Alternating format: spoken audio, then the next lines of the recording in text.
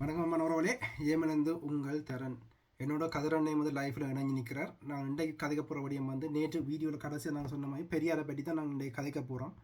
அதில் வந்து பல கேள்விகள் எனக்கே வந்து பெரியாரை பற்றி வடிவம் தெரியாது. கதிரண்ணோட பயணிக்கும் போது தான், போராளியோட பயணிக்கும் போது தான் பெரியாரை பற்றி அவர்கள் போராட்டம் பெரியாரை பற்றி அவர்கள் சொல்லும் போது தான் எனக்கு இதுன்றது. கதிரண்ணையில் இப்போ வந்து அவர்கிட்ட கேட்கும்போது இப்போ அவர்களுக்கு ஐநா எடுத்து விட்டுருக்குது. ஐநா வந்து அவர்களை வேலை செய்ய வேணும் என்று சொன்னாலும் வந்து அவர்கள் உழைச்சி வாழணும் என்று உழைச்சி கொண்டிருக்கிறோம்.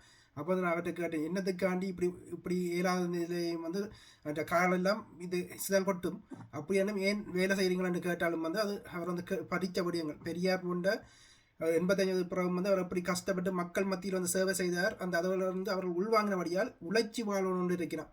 கடைசி வரையும் இங்கே வெளிநாட்டில் வாழ்கிற பெருச்சாலிகள் மாதிரி வந்து கடையை வச்சு கொண்டு இந்திய மக்கள் இனத்துக்கு துரோகம் செய்து இந்த மக்கள் காசில் வாழணும், மக்கள் ஏமாற்றி வாழணும்னு அவர் நிற்கையில் பெரியார் சொன்ன மாதிரி பெரியார் செய்த மாதிரி உழைச்சி வாழணும்னு நினைக்கிறார். என்னுடைய அவர்கிட்ட என்னோட கணக்கு கேள்வியில் இருக்குது. அதோட வந்து எங்கே வந்து பெரியாரை பற்றி அவர்கள் படித்தார்கள், அந்த போர் சூழலையும் பெரியாரை பற்றி எந்த காலத்தில் எங்கே அவர்கள் படித்தார்கள், அந்த வசதி எப்படி இருந்தது, ஏன் தேசருக்கு பின்னால் போன போராளிகள் வந்து இவ்வளவு அறிவாளிகளாக இருக்கிறோம், ஊடகங்களில் வந்து இப்படி அறிவார்ந்த கருத்துக்களை மக்கள் மத்தியில் இப்படி படைக்க வல்லவர்களாக இருக்கிறார்கள் என்ற விடயத்தை வந்து நான் அவர்கிட்ட கேட்க போகிறேன். வணக்கம் அண்ணா. வணக்கம் தரன், எப்படி இருக்கிறீங்க? நலமா இருக்கிறேன், நீங்கள் எப்படி இருக்கீங்க? இன்றைய ஒரு காணொலி, இன்றைய ஒரு பேட்டி ஒன்று இந்திய ஊடகத்தில் கொடுத்துருந்தேன். அதுக்கு பிறகு இப்போ இந்த ராஜ்தேவர் பற்றி காணொலியும் போட்டுட்டு இப்போ உங்களோட அடுத்த காணொலிக்கு ரெடியாக இருக்கிறேன். இன்றைக்கு லீவு நாட்களில் நான் செய்யலாம். நல்ல முயற்சி தொடர்ந்து பயணியுங்கள். ஏனென்றால் ஊடகங்கள் என்பது விலைப்பொருளாக என்று இருக்கிறது. ஒரு தெளிவார்ந்த சமூகமாக மாவீரர்களினுடைய அபிலாசைகளையும் அவர்களுடைய கனவுகளையும் சுமந்த ஒரு மனிதனாக பயணிங்க. ஊடகம் என்பது இன்று எல்லாமே விலைப்பொருள் தான். ஒவ்வொரு மனிதனும் விலைப்பொருளாக இருக்கிறார்கள். அதே போன்றுதான் ஊடகங்களும் இருக்கிறது. உங்களுடைய பணியோடு மாவீரர்களுடைய ஆத்மா உங்களுடைய துணையாக எப்பவும் இருக்கின்றது போல் தொடர்ச்சியாக இருக்கும். நாங்கள் இன்று பெரியார் அவர்களை பற்றி பேசுவதற்கு முதல் ஒரு விடயத்தை ஈழத்தமிழர்கள் மத்தியில் மிக தெளிவாக இந்த இடத்தில் உறுதிப்படுத்தி விட்டு செல்லவும் நாங்கள் பெரியார் அவரின் விடயத்துக்குள் செல்ல போன்றோம். பெரியார் அவர்களை நாங்கள் ஈழத்தமிழர்கள் எதற்காக பேச வேண்டும் அல்லது எதற்காக வெறுக்க வேண்டும் என்பதை இவர்கள் நிச்சயமாக ஒரு புலத்தில் இருக்கின்ற ஈழத்தமிழரும் அவர்கள் கேட்க வேண்டும். அவர்கள் கற்றுக்கொள்ளாத வரலாறு என்பது அது அவர்களுடைய பெற்றோர்களுடைய தவறுகள் என்பதும் இளையோர்களாக இருந்து கொண்டு அதை அவர்கள் தேடி கற்றுக்கொள்ளவில்லை என்பதாலும் இருக்கின்ற நேரங்களில் ஒரு வேலை செய்கின்ற போதாவது இப்படி இந்த காணொளிகளை தட்டி கேட்டுக்கொண்டாவது செய்யுங்கள். அது உங்களுடைய ஒரு பொது அறிவை வளர்த்து கொண்டு ஒரு மனிதரை, ஒரு இறந்த மனிதரை நாங்கள் அவமானப்படுத்துவதும் விமர்சிப்பதற்கு முன் நாங்கள் தெரிந்து கொண்டு இதனால் எங்களுடைய அடுத்தடுத்த சமூகத்தினுடைய பிள்ளைகளும் எங்களுடைய வம்சங்களும் இதனால் பாதிக்கப்படுகின்ற போது அது எங்களையே வந்து சாரும். ஏனென்றால் உண்மைகளோடு எங்களுடைய மண்ணுக்காக மடிந்தவர்கள் என்றால் அது எங்களுடைய அடுத்த தலைமுறைக்காக உயிரை தந்தவர்கள், உடலங்களை தந்தவர்கள். அப்ப அதற்கென்ற ஒரு வேல்யூ இருக்கிறது, அதற்கொண்டு ஒரு உண்மை இருக்கிறது. சரி, விடயத்துக்குள் நாங்கள் செல்வோம். என்னவென்றால் இந்த பெரியார் விடயத்தை நாங்கள் பேசுவதற்கு முதல் இந்த சீமானவர்கள் ஏன் பெரியாரை தொட்டிருக்கின்றார் என்பதை நாங்கள் ஒரு தெளிவாக பார்க்க வேண்டிய தேவை இருக்கிறது. அவர்கள் விட்டு செல்லுகின்ற தடயங்களை நாங்கள் ஆய்வு செய்கின்ற போது சீமான் அவர்களாக இருந்தாலும் சரி அல்லது இன்று அதே தமிழ்நாட்டில் அரசாங்கத்தை நிறுவி வைத்திருக்கின்ற கட்சிகளாக இருந்தாலும் சரி, ஒரு தேடல் அவர்களுக்குள் இருக்கிறது. எப்படி என்றால் ஒரு புது கட்சி உருவாக்கப்பட போகிறது. இந்த புது கட்சியினால் ஒரு மாற்றத்தை கொண்டு வரப்போகின்றார்கள் தமிழ்நாட்டில். இதை எப்படியாவது முறியடிக்க வேண்டும் என்பதற்காகவே இங்கு பெரியார் என்கின்ற பிம்பத்தை சீமான் போன்றவர்கள் நிகழ்த்துகின்றார்கள். இதற்கு பின் சீமானுக்கு பின் இருப்பது அது இன்னும் நீங்கள் அடுத்த ஆண்டு இந்த எலெக்ஷன் வருகின்ற போதும் முழுமையாக இதை பற்றி புரிந்து கொள்வீர்கள். இது ஒரு நடவடிக்கை. எப்படி என்றால் இந்த பெரியாரை கொண்டு வந்து நிறுத்திவிட்டு எல்லோரும் அதை பற்றி பேச வேண்டும். பெரியார் அவர்கள் செய்த விடயங்களை கொண்டு வந்து பெரியாரினுடைய ஒரு மிக பெரும் அலையாக திரட்டி வருகின்ற தேர்தலில் ஒரு நடவடிக்கைக்காக சீமான் அவர்கள் தேர்தலில் நின்று அவர் ஒரு பாராளுமன்றத்திற்குரிய ஒரு ஆசனங்களையும் பெறப்போறதும் அல்ல. அவர் முதலமைச்சராக அவருக்குரிய கனவுகளும் அல்ல. அவர் வாயினால் இப்படி பேசிக் கொண்டிருப்பார் என்பதும் எல்லோரும் அறிந்தது. ஆனால் பணத்துக்காக பல நடவடிக்கையை செய்வார். இது முற்றிலுமாக எல்லோரையும் ஒரு முட்டாளாக்கி கொண்டு வருகின்ற 2026 தேர்தலுக்குரிய ஒரு நாடகத்தின் அரங்கேற்றமே இந்த பெரியார் என்கின்ற விடயத்துக்குள் ஈழத்தமிழர்கள் சிக்கப்படாமல் புத்திசாலித்தனமாக இருந்து கொண்டு எங்களினுடைய அபிலாசைகளுக்காக நாங்கள் பயணிக்க வேண்டிய தேவை இருக்கிறது. எங்களினுடைய ஒரு அரசியல் உருவாக்கத்திற்காக நாங்கள் பயணிக்க வேண்டிய தேவை இருக்கிறது. எங்களுடைய போர்க்குற்றம் நிலுவையில் இருக்கின்றதை நாம் இறுக்கி பற்றி கொள்ள வேண்டிய தேவையும் எங்களோடு இருக்கிறது என்பதை உங்களோடு வலியுறுத்தி கொண்டு ஆழ்ந்த சிந்தனைகளோடு நீங்கள் ஒவ்வொருவரும் பணியாற்றுங்கள். சிந்தனைகளோடு நீங்கள் பலம் பெற வேண்டும் என்பது எங்களுடைய வேண்டுகோள் என்பதோடு இன்று நாங்கள் பேச போகின்றது பெரியார் அவர்கள். பெரியார் அவர்கள் நாங்கள் எதற்கு அவரை பேச வேண்டும், அவரை எதற்கு நாங்கள் போற்ற வேண்டும், அல்லது எதற்காக அவருக்கு நாங்கள் சிலை வைக்க வேண்டும், அதற்கும் எங்களுக்கு என்ன சம்பந்தம் இருக்கிறது? அப்ப இந்த இடத்தில் நாங்கள் தெளிவாக புரிந்து கொள்ள வேண்டும். போர் முடிந்து 15 ஆண்டுகளும் ஒரு வாய் வியாபாரியாக இருக்கின்ற சீமானவர்களோடு சேர்ந்து அவர்கள் விதைத்த வரலாறை நீங்கள் வரலாறாக எண்ணிக்கொண்டு இளம் தலைமுறை பிள்ளைகள் ஊடகங்களில் பேசுகின்ற விடயங்களும் அந்த பேச்சில் உள்ள உள்நோக்கங்களையும் நீங்கள் புரியாமல் பெரியார் அவர்களை விமர்சிக்கின்ற விடயங்களை நாங்கள் பேச வேண்டிய தேவை இருக்கிறது. அப்ப பெரியார் அவர்களை ஈழத்தமிழர்கள் எதற்கு பேச வேண்டும், எதற்கு விமர்சனம் செய்ய வேண்டும்? 2 விடயங்கள் இருக்கிறது. அப்ப இது அவர் எந்த மண்ணுக்காக அவர் தன்னுடைய இளமை காலங்களில் என்ன செய்கிறார்? அப்ப பெரியார் என்பவர் யார்? அப்போ எமக்கு பெரியாரை பற்றி என்ன கற்பித்திருக்கின்றார்கள்? இதுகளைத்தான் நாங்கள் பார்க்க வேண்டும். அப்ப எங்களுடைய இராணுவ தந்தை அவர்கள் எப்போதும் குறிப்பிடுவார், என்னிடம் வந்த நீங்கள் பள்ளிக்கூடங்களில் ஏஎல் எழுதாமல் விட்டாலும் ஓஎல் எழுதாமல் விட்டாலும் நீங்கள் ஒரு சிறந்த கல்விமானாக சிறந்த அறிவாளியாக இருக்க வேண்டும். பயிற்சிகள் முடிந்த போதும் புத்தகங்களை படிக்க வேண்டும், வாழ்ந்த தலைவர்களினுடைய புத்தகங்களை படிக்க வேண்டும், வரலாற்று தடயங்களின் புத்தகங்களை படிக்க வேண்டும் என்கின்ற விடயங்களை கற்பித்துக் கொண்டே இருந்தார். அப்ப இங்கேதான் இன்று நாங்கள் பார்க்கின்ற போது ஒரு இராணுவ தந்தை மேதகு அவர்கள் வளர்த்தவர்களுக்கும் ஒரு கந்தையா வளர்த்த பிள்ளைக்கும் ஒரு கிருஷ்ணா வளர்த்த பிள்ளைக்கும் ஒரு குமாரசாமி வளர்த்த பிள்ளைகளுக்கும் எவ்வளவு மாறுபாடுகள் இருக்கிறது என்பதை நாம் புரியக்கூடியதாக இன்று இருக்கிறது. அப்ப சீமானவர்கள் பேசிய பேச்சை தூக்கி கொண்டு இணையதளத்தில் பேசுகின்ற ஆண் பெண் இந்த இரு பாலாருக்கும் பேசுவதற்கு முதல் இந்த இடத்தில் நான் நிறுத்தி இந்த பெண்களை பெண்கள் பெரியாரை பற்றி பேசுகின்ற விடயங்களை காது கொடுத்து ஒரு ஈழத்தமிழர்கள் என்று தங்களை அடையாளப்படுத்தி பேசும்போதுதான் எங்களுடைய மனங்கள் வேதனையாகிறது. ஏனென்றால் ஒரு பெண்களினுடைய வாழ்வுக்காகவே தன்னுடைய வாழ்க்கையை ஒவ்வொரு மேடைகளாக காலங்காலமாக கருத்தரங்குகளை வைத்து பெண் விடுதலையை இந்தியாவில் கொண்டு வர வேண்டும், பெண்களை ஒரு நிழலாக நிற்பவர்களை நிஜமாக நிறுத்த வேண்டும் என்று பாடுபட்டவர் ஐயா பெரியார் அவர்கள். அவருடைய வரலாறு அப்படித்தான் இருக்கிறது. அப்ப அவர்தான் அந்த இடத்தில் ஒரு கட்டத்தில் அவர்களுடைய காலத்தில் குறிப்பிடுகிறார். 1935 45 ஆண்டு கால பகுதியெல்லாம் மிக தீவிரமாக மிக பெரும் அழுத்தங்களை இந்திய அரசாங்கத்துக்கு கொடுக்கின்றார்.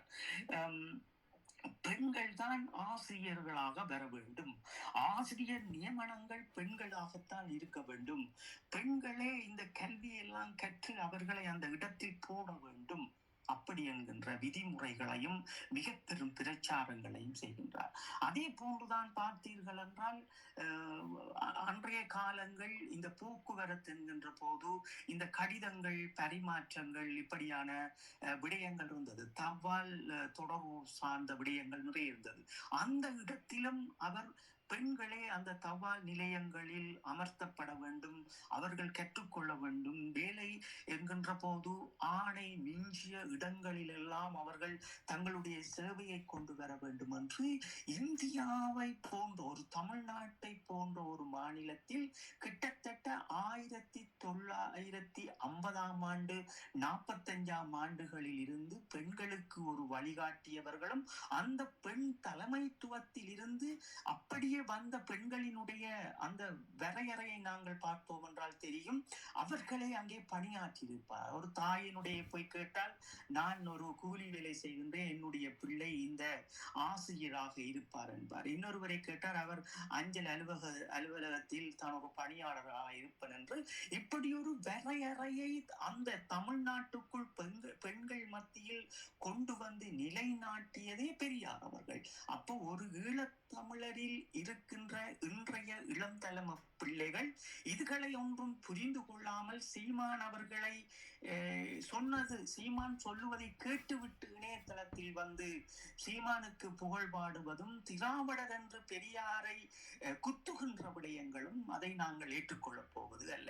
இப்ப எமக்கு காட்டியவர் தேசிய தலைவர் என்னும் ஒரு இராணுவ தந்தை, எங்களுடைய மிக பெரும் ஆழ்மையின் ஒரு வடிவத்தின் ஒரு உச்சமான ஒரு தலைவர். அவர் காட்டிய பாதை என்னவென்றால், நீங்கள் இந்த மண்ணுக்காக யார் யார் என்னென்ன செய்திருக்கின்றார்களோ அதை நாங்கள் எந்த இடத்தில் ஏற்றுக்கொள்ள வேண்டும், எந்த இடத்தில் விலத்தி செல்ல வேண்டும் என்கின்ற விடயங்கள் இருக்கிறது. அப்ப ஐயா பெரியார் அவர்களை இன்று ஈழத்தமிழர்கள், பெண்கள் போன்றவர்கள் விமர்சிப்பதும் ஆண்கள் போன்றவர்கள் விமர்சிப்பதும் என்றால், அவர் என்னத்தை தத்துவங்களாக கொண்டிருந்தார்? அவர் ஒரு அரசியல் கட்சியை உருவாக்கி கொண்டு அரசியல் ரீதியாக ஓட் கேட்டுக்கொண்டு அவர் வாழ்ந்தவர் கிடையாது. அல்லது அரசியல் ரீதியாக ஒரு கட்சியை கொண்டு வந்து யாரோடையாவது கூட்டு சேர்ந்து பண மோசடி செய்தவர் கிடையாது. அவர் பேசியது எல்லாமே ஒரு அடிப்படை ஒரு இருக்கின்ற ஒரு சேரியில் இருக்கின்ற மக்களை தூக்கி அப்படியே நிறுத்தி வைத்தவர். அப்ப அதுதான் அந்த பெரியாரினுடைய பிம்பம் என்பது. தமிழ்நாட்டில் அவர் தெலுங்கரோ அவர் மலையாளியோ அதெல்லாம் முக்கியம் இல்லை. ஒரு மனிதன் வாழ்வில் ஒரு தெருவாக ஒதுக்கி வைக்கின்ற விடயங்களை முளைத்து எறிந்து கொண்டு வந்து நிறுத்தி சென்றவர். அப்ப எங்களுக்கு இந்த கல்விகள் எங்களுடைய முகாம்களில் அந்த காலம் கற்பிக்கின்ற போது எங்களுடைய ராஜண்ணா அவர்கள் இதை தெளிவாக இந்த புத்தகங்களை படித்தெல்லாம் எங்களுக்கு விளங்கப்படுத்துகின்றார்கள். அப்ப நாங்களும் அதை வாசிக்க வேண்டும். அதில் இருக்கின்ற கேள்விகளை எதுவும் புரியாமல் இருந்தால் அதை கேட்க வேண்டும். அப்ப அந்த இடத்தில் நாங்கள் நிறுத்தி கேட்கின்றோம். ஒரு இடத்தில் பெரியார் அவர்கள் சொல்லுகின்றார், ஏன்னா நாங்கள் கிராமங்களை நாங்கள் வாழ வேண்டும், கிராமத்திலேயே வாழ வேண்டும், அங்கேதான் நல்ல காற்று இருக்கிறது, நல்ல சுவாசங்கள், நல்ல சாப்பாடுகள், அப்படியெல்லாம் வாழ வேண்டும் ஒரு எண்ணத்தில் ஆகா ஓகோ என்று நாங்கள் வாழ முடியும். ஆனால் பெரியார் அவர்கள் சொல்லுகின்ற விடயம் என்னென்றால், எல்லோரும் வந்து கிராமத்தில் வாழாதீர்கள், எல்லோரும் வந்து இங்கே வாழுங்கள், வெளிநாடு போங்கள், உழையுங்கள் என்றெல்லாம் விடயங்களை சொல்லுகின்றார். அப்ப அவர் என்னத்துக்காக இதை இப்படி சொல்லுகின்றார் என்று நாங்களே அந்த காலம் கேட்கின்றோம். அந்த இடத்தில் தான் அவரினுடைய சிந்தனை மிக ஆழமாக இருக்கிறது. என்னவென்றால், இந்தியா என்பதை நீங்கள் முதலில் புரிந்து கொள்ள வேண்டும். இந்தியா என்பது ஒரு சாதியினால் ஒடுக்கி வைத்த ஒரு மாநிலம் தான் இந்த தமிழ்நாடு. அது மிக பெரும் எங்களால் ஜீரணிக்கவே முடியாது, ஈழத்தமிழர்களால் ஜீரணிக்கவே முடியாத வேலை திட்டத்தை செய்ததுதான் இந்த பாப்பனர்கள். அப்ப அப்படியானவர்களை இன்று தூக்கி வைத்து எம்மவர்கள் கொண்டாடுகின்ற விடயங்களும் நாங்கள் அதை நிறுத்தி உங்களுக்கு வரலாற்றை கற்றுக்கொள்ளுங்கள் என்ற விடயத்தையும் நாங்கள் மிக தெளிவாக சொல்லுவதாலேயே நாங்கள் ஐயா பெரியார் அவர்களை பற்றி பேசுகின்றோம். அப்ப அந்த இடத்தில் அவர் என்ன சொல்லுகின்றார் என்றால், இந்த வாழுகின்ற கிராமத்தில் வாழ்கின்ற மக்களை ஒரு மிகவும் ஒரு மதிக்க முடியாத அளவிற்கு அவர்களை ஒதுக்கி ஒவ்வொரு சாதிகள் ரீதியாக பெயர்களை சொல்லி சொல்லி சொல்லித்தான் பாப்பனர் தாங்கள் ஏதோ பெரியவர்கள் போலவும் அவ்வளவு அவமானப்படுத்திய அந்த மக்கள் மத்தியில் போய் நின்று அந்த தள்ளாடுகின்ற அந்த வயதிலும் கருத்தை விதைத்த ஒரு மனிதர். அந்த நேயத்தை நாங்கள் போற்ற வேண்டிய தேவை இருக்கிறது. என்றால் இன்றைய உலகம் அதுதான். அப்ப எங்களுடைய மக்களும் இன்று எப்படி இருக்கின்றார்கள்? எங்களுடைய மக்கள் இடம்பெயர்ந்தவர்கள் இன்று உலக நாடுகளில் எல்லாம் இடம்பெயர்ந்து வந்து அந்த உலக நாடுகளில் வீடுகளையும் கடைகளையும் நகைகளையும் வாங்கிவிட்டு இன்று தங்களுடைய பிள்ளைகளுக்கு மாப்பிள்ளையும் பெண்ணும் தேடுகின்ற போது தங்களை ஒரு வெள்ளாளர் என்ற சாதியை வைத்துக் கொண்டே தேடுகின்றார்கள்.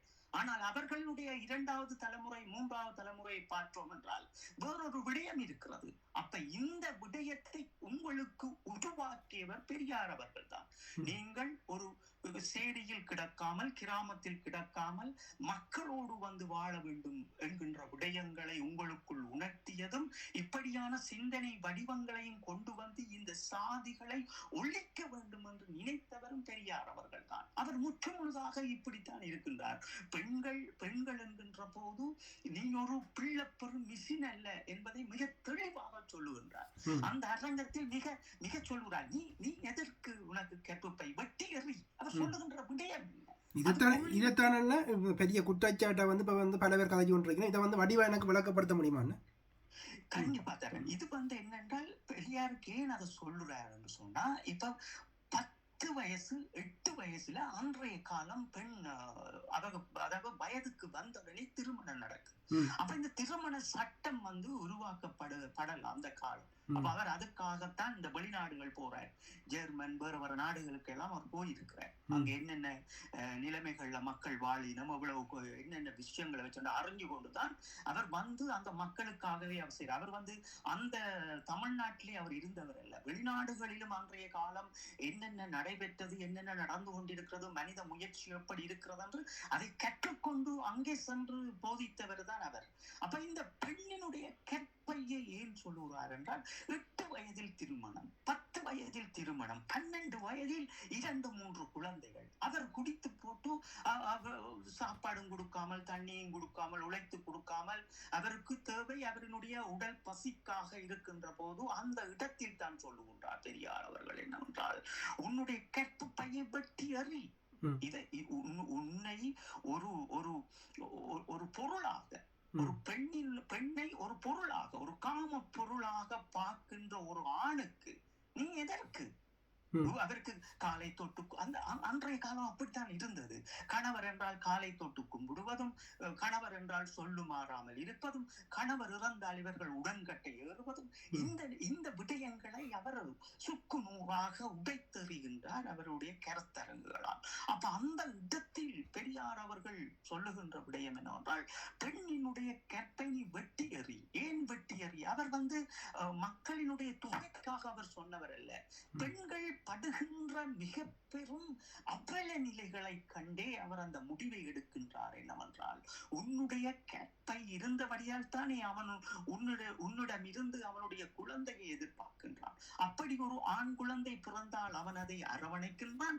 பெண் குழந்தை பிறந்தால் அந்த தன்னுடைய மனைவியையும் குழந்தையும் தள்ளி வைக்கின்றான். அப்ப இதையெல்லாம் புரிந்து கொண்ட பெரியார் பெண்களுக்கு ஆறுதலாகவும் மிக பெரும் ஒரு ஆயுதமாகவும் சொல்லுகின்றார். என்னவென்றால், உனக்கு 2 பிள்ளை 3 பிள்ளை போதும் என்றால் நீ வெட்டி எறி. அதுதான் உலக அங்கீகாரத்தில் 1950ஆம் ஆண்டு சட்டத்திலேயே இருக்கிறது. 5 பிள்ளைகளோ 3 பிள்ளைகளோ, இலங்கையில் 5 பிள்ளைகள் இருந்தால் அவர் கற்பு தடை செய்ய வேண்டும் என்கின்ற அந்த கற்பு குடலை வெட்டி எறிய வேண்டும் என்ற சட்டங்களே இருந்தது. அது அப்படி அந்த நிறைவேற்றங்கள் இருந்தது அன்றைய காலங்கள். அது மனித வளர்ச்சிக்கு கேடு அல்ல, அது ஒரு குடும்பத்திற்கு கேடு, அந்த பெண்ணுக்கு ஒரு கேடு. அவள் பிள்ளைப்பெறும் ஒரு மிஷினாக இருந்தால் அவளுடைய உடம்பு எப்படி தாங்கும்? அவர் எல்லா பக்கமும் தான் அவர் சிந்திக்கின்றார். அப்ப இந்த இடத்தில் தான் நாங்கள் நிறுத்தி அதையும் கேள்விகளாக எழுப்பினோம். என்னவென்றால், கற்பப்பையை வெட்டுவதால் எங்களுடைய இனம் பெருக்கம் இல்லாமல் போகும் என்று அந்த இடத்திலேயும் அவர் தெளிவாக சிந்திக்கின்றார். என்றால், நீ பிள்ளைகளை பெற வேண்டும் என்றால் ஒரு உயிருக்குள் இருந்து வருவதால் அதற்கு ஒரு எல்லை இருக்கிறது.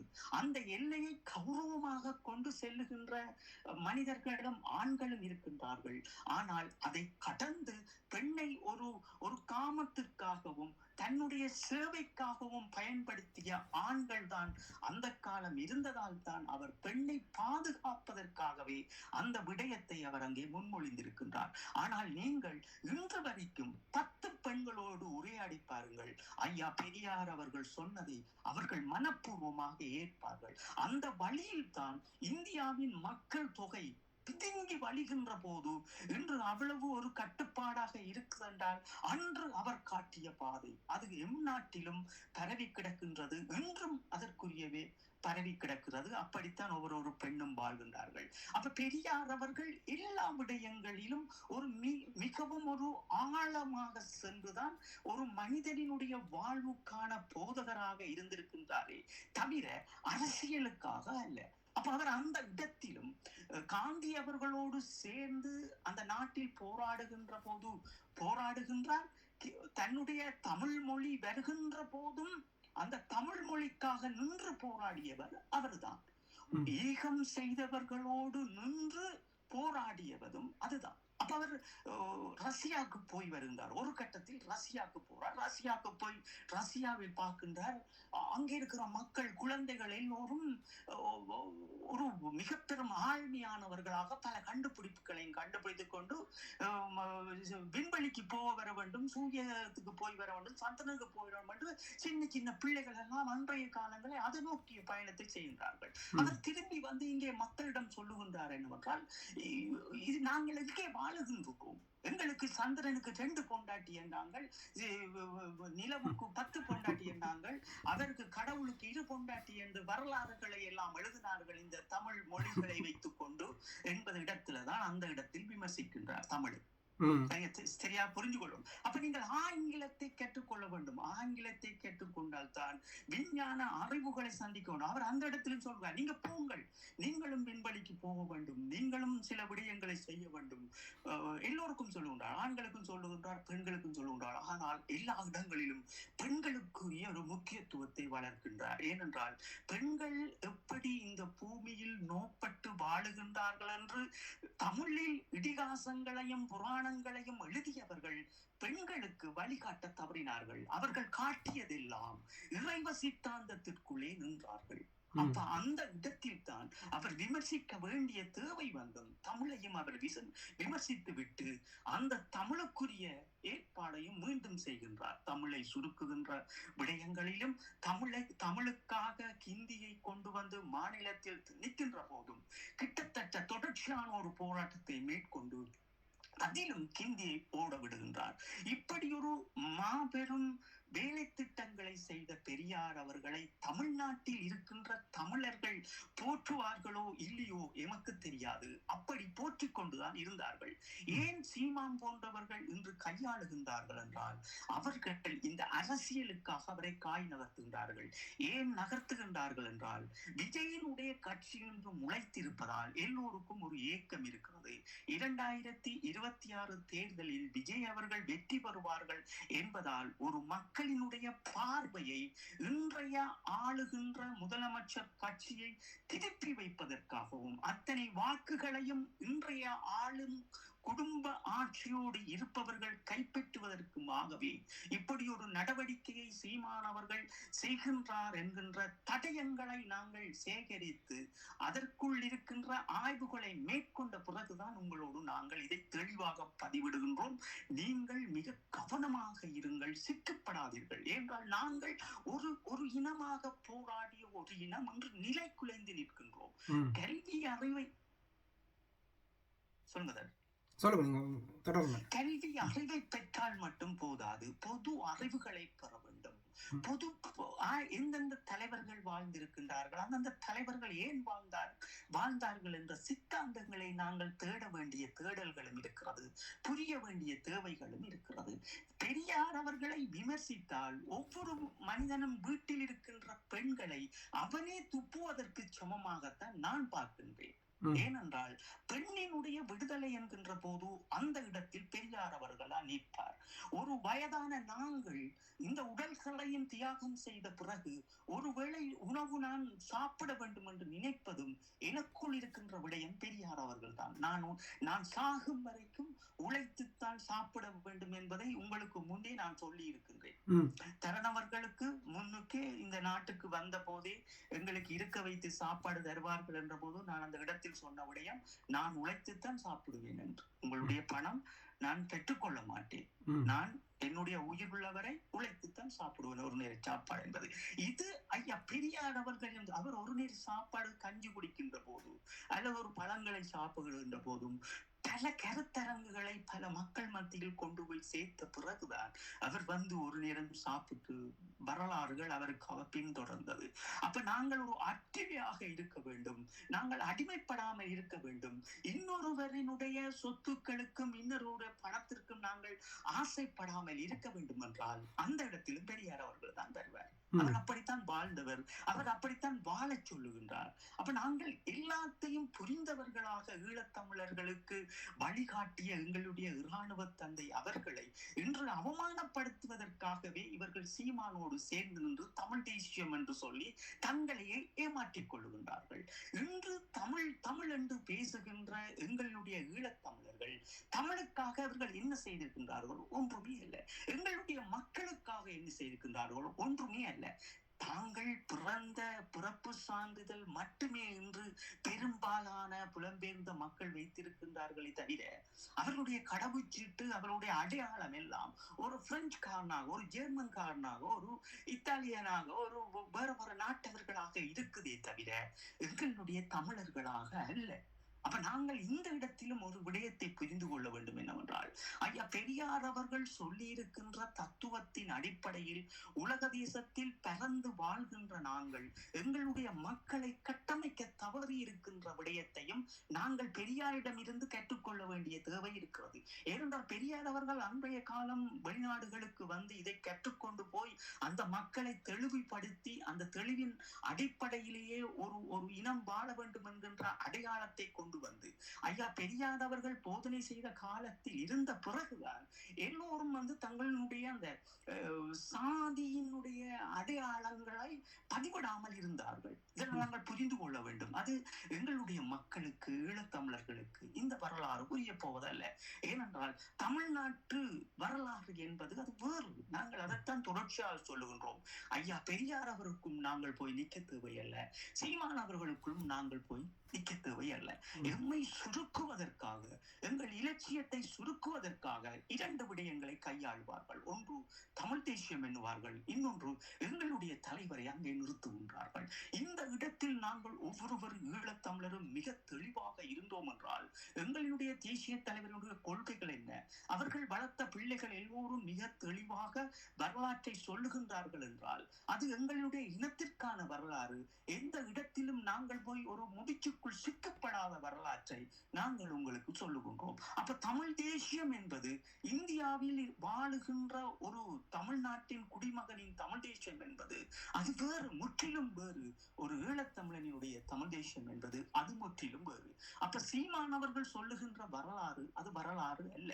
அவரே பெரியாரை நேசித்துக் கொண்டு சாகும் வரைக்கும் இந்த கருப்பு சட்டையும் பெரியார் அவர்களை பாடிக்கொண்டிருப்பேன் என்று சொன்ன சீமானவர்கள் இன்று அதை மாற்றி பேசுகின்றார்கள் என்றால் இதற்கு பின்னுக்கு இருக்கின்ற அரசியலை தேர்வு செய்து ஈழத்தமிழர்கள் புரிந்து கொள்ளுங்கள். இந்த கட்சி விஜய் அவர்கள் வருகின்ற போது அதை தோற்கடிக்க வேண்டும், எல்லா வாக்குகளும் இங்கே ஆளுகின்ற இன்றைய அரசாங்கத்திற்கு விழ வேண்டும் என்கின்ற ஒரு நடவடிக்கையை இங்கே மேற்கொள்ளுகின்றார்கள். அதை நீங்கள் 2026 பார்க்க போகின்றனர். ஐயா பெரியார் அவர்களை நீங்கள் விமர்சிக்க வேண்டிய தேவை உங்களுக்கு என்ன இருக்கிறது? உங்களுக்கு யார் பெரியாரினுடைய வரலாற்றை இவ்வளவு ஒரு பிம்பமாக உங்களுக்கு கற்றுத்தந்தார்கள்? நீங்க எங்கே படித்தீர்கள்? பெரியாரை பற்றி நீங்கள் படித்தீர்கள் என்றால் அதை தயவு செய்து நீங்கள் உங்கள் வீட்டில் முதல் உங்களுடைய பெண்களோடு உரையாடிக்கொள்ளுங்கள், உங்களுடைய அம்மாவோடு, அக்காவோடு, மனைவியோடு உரையாடிக் கொள்ளுங்கள். அவர்கள் உங்களுடைய தாய் பெரியார் அவர்களை பற்றி கற்பை வெட்ட சொன்னார் தவறா என்றால் உங்களுடைய தாயிடம் கேளுங்கள். அல்லது உங்களுடைய மனைவி ஒரு ஆணுக்கு அடிமையாக இருக்கக்கூடாது, காலை தொட்டு கும்பிடக்கூடாது, இவருக்கு வெற்றுக்கு காப்பி கொண்டே கொடுக்க கூடாது என்ற விடயங்களை எல்லாம் பெரியார் அவர்கள் விதைத்தார் பெண்கள் மத்தியில் என்றால் அதையும் கேளுங்கள். அதே போல் உங்களுடைய பிள்ளைகளிடம், பெண் பிள்ளைகளிடம் கேளுங்கள்.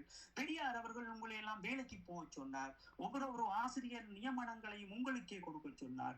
ஒவ்வொரு அஞ்சல் அலுவலகத்திலும் உங்களுக்கே அந்த பணியை கொடுக்க சொன்னார். இதையெல்லாம் சரியோ என்று கேட்ட பிறகு நீங்கள் பெரியாரை விமர்சுங்கள். யாரோ ஒரு வரலாற்றை நான் அன்று சொன்னது போல் நாங்கள் சிறையில் அடைக்கப்பட்ட பிறகு வந்து பார்க்கின்ற போதுதான் இந்த குமரி கண்டம் இந்த விடயங்களை எல்லாம் மிக நூதனமான முறையில் ஈழத்தமிழரின் அடுத்த கட்ட வளர்ச்சியையும் ஒன்று சேர வேண்டிய தருணங்களையும் சிதைத்து நிற்கின்றோம். இந்த சிறையில் இருந்து நாங்கள் மீள வேண்டும் என்றால் தொடர்ச்சியாக நாம் சில விடயங்களை பேச வேண்டி இருக்கிறது. ஆனால் இதை பேசுவதாலோ அல்லது இதை தெரிந்து கொள்வதாலோ எம்முடைய மனங்களில் நாம் ஒருவேளை இந்த பெரியார் என்கின்ற பிம்பம், இந்த பெரியார் என்கின்ற அரசியலை கையில் எடுத்திருக்கின்ற சீமானுக்கு ஒரு கரி பூசுகின்ற ஒரு எண்ணங்கள் கூட உங்கள் மனங்களில் வர வேண்டும். அது வந்தால்தான் நீங்கள் ஒரு உண்மையான குடிமகனாக, ஒரு மனிதனாக, ஏனென்றால் பெரியார் அவர்கள் ஒரு அரசியல்வாதி கிடையாது, அவர் ஒரு கட்சியின் உறுப்பினரும் கிடையாது. அவருக்கு நீங்கள் கட்சியை சார்ந்து பூச நினைப்பதும் அல்லது மக்களிடமிருந்து அவரை பிரிக்க நினைப்பதும் அல்லது ஒரு பெண்ணிடம் இருந்து பெரியாரை பிரிக்க நினைப்பதும் அது நீங்கள் எத்தனை ஜென்மம் எடுத்தாலும் முடியாத காலங்கள். ஏனென்றால் பெரியார் ஒரு யுகம், அந்த யுகத்தில் வாழ்ந்த அந்தந்த பெண்களுக்கும் அந்தந்த இளையோர்களுக்கும் தான் தெரியும் அவர் எதையெல்லாம் சாதித்தார், எதையெல்லாம் செய்தார் என்று. அன்றைய காலங்கள் இளையோர்களாக இருந்து நாங்களும் இதை தேசிய தலைவர் ஊடாகவே கற்றுக்கொண்டதால் இந்த விடயங்களை நாங்கள் உங்கள் மத்தியில் சொல்லுகின்றோம். இன்னும் நாங்கள் நிறைய விடயங்களை கற்றுக்கொண்டிருக்கின்றோம். எமக்கு அன்றைய காலங்களில் எங்களுடைய பயிற்சி முகாமில் ராஜண்ணா அவர்கள் சொல்லி தருகின்ற விடயங்களுக்கு எப்பவும் எங்களுக்கு ராஜண்ணா சொல்லுவார், பசிலன் அவர்கள் இருந்திருக்க வேண்டும், இப்படியான விடயங்களுக்கு இன்னும் நீங்கள் நிறைய விஷயங்களை கற்றுக்கொள்வீர்கள் என்று. அப்படி ஒரு ஆழ்மை மீத்த எங்களுடைய மேஜர் பசிலன் அண்ணா போன்றவர்கள் எல்லாம் ஒரு மிக பெரும் ஆழ்மையோடும் மிக பெரும் ஒரு புத்திஜீவிகளாக எங்களுடைய மண்ணோடு நின்று போராளிகளை வளர்த்து தந்தவர்கள். அந்த வளர்ப்பின் ஒரு பகுதி தான் எங்களுடைய அண்ணா பால்ராஜ் அண்ணா. அப்படி ஒவ்வொருவர்களாக வளர்த்து கிட்டண்ணாவை பாருங்கள், அவர்களாக வளர்த்து அவர்களுடைய போராளிகளை பாருங்கள். இங்கே ஒவ்வொரு போராளிகளும் அதை நோக்கி போகிறார்கள் என்றால் ஏல் படிக்காமல் அல்லது பட்டங்கள் நாங்கள் பெறாமல் பிரபாகரனுக்கு பின்னால் இருந்தவர்கள் கல்வி அறை இல்லாதவர் என்று நீங்கள் நினைத்தீர்கள் என்றால் அது உங்களுடைய முட்டாள்தனம். நாங்கள் பாடசாலையில் கேட்காத கல்விகளையும் அறிவுகளையும் புத்தகங்களையும் எமக்கு எந்த களமுனையிலும் நாங்கள் கற்றுக்கொள்ள வேண்டும். எந்த இடங்களிலும் எங்களுக்கு நேரங்கள் இருக்கின்ற போதும் அந்த ஆற்றலோடு அதை நாங்கள் கற்றுக்கொள்ள வேண்டும் என்பதே எங்களினுடைய தேசிய தலைவர் அவர்கள், இராணுவ தந்தை அவர்களினுடைய மிக பெரும் ஒரு கட்டுப்பாடாகவும் கட்டுக்கோப்பாகவும் கண்ணியமாகவும் இருந்த விடயம். அதனால் தான் நாங்கள் சொல்லுகின்றோம் என்னவென்றால், என் அன்புக்குரியவர்களே, உங்களுக்கு யாரோ ஒரு பொய்யான விரண்டாவாதங்களை உங்களுக்கு விதைக்கின்றார்கள். அந்த இடங்களில் சிக்கப்படாமல் இறந்தவரை நாங்கள் ஏன் விமர்சிக்க வேண்டும்? நாங்கள் ஒதுங்கி எங்களுடைய அரசியலை தேடுவதற்கு இந்த பூமியில் வாழுகின்ற எல்லோருடைய அன்பும் எமக்கு தேவை. ஏனென்றால் அவ்வளவு உயிர் விலையை நாங்கள் கொடுத்திருக்கின்றோம். எம்மை ஒரு இனம் அளித்திருக்கிறது. அதற்கு நாங்கள் மிக பெரும் ஒரு வலியோடு நின்று உலகத்திற்கு மிக பெரும் அழுத்தங்களை கொடுக்க வேண்டிய தேவைக்குள் நாங்கள் இல்லாமல் இப்படி போய் சீமானுக்குள் சிக்கப்படாமல் உங்களை மாற்றிக்கொள்வதற்கு நீங்களும் சிந்தியுங்கள். இது உங்களுக்கு வைத்திருக்கும் இந்த தமிழ் தேசியம் என்கின்ற பொறி, அது உங்களை சுற்றி நீங்கள் நிற்கின்ற அந்த தேக்கம் கழிவு நீருக்குள். உண்மையான ஒரு தமிழ் தேசியத்தை ஏற்றுக்கொண்டவன் எல்லா விடயங்களையும் தெளிவாகவும் வரலாற்றையும் தெளிவாக கற்பித்திருப்பார்கள், கற்பித்துக் கொண்டே இருப்பார்கள், அதை கற்றுக்கொண்டே இருப்பார்கள் என்ற தேசிய தலைவரின் உன்னதமான சிந்தனைகளோடு மீண்டும் பெரியாரை பற்றி ஒரு காணொளியில் தொடர்கின்றோம். இதுவரை நேரமும் எங்களோடு இணைந்து கொண்டிருந்த தரணவர்களுக்கும் உங்களுக்கும் நன்றி. மிக்க நன்றி அண்ணா. இப்போ வந்து பெரிய பூகாமத்தையே போட்டு விட்டு போயிருங்க பார்ப்போம். அது இந்த எதுவுமே எப்படி இருக்குன்னு பார்ப்போம். இந்த பெரியாரை பற்றி மிக அழகான எங்களோட தேசிய வளப்பில் வந்து எப்படி போராளிகள் வந்து படிப்பு விடயத்தில் வந்து எப்படி கண்ணியமாக வந்து இருந்திருக்கிறார்கள், எப்படி படிப்பு களமுனையில் சண்டை பிடிச்சாலும் அவர்களுக்கு வந்து படிப்பும் வந்து தேசர்களுக்கிலிருந்து வளர்ந்த பிள்ளைகளுக்கு வந்து படிப்பு மிக முக்கியம் என்று தேசரவர் கண்ணும் கருத்தாக இருந்திருக்கின்றதை வந்து கதிரண்ணாண்ட பேச்சு வந்து உங்களுக்கு விளங்கப்படுத்தி இருக்கும். ஒன்றும் ஒரு காணொலியில் சந்திப்போம்.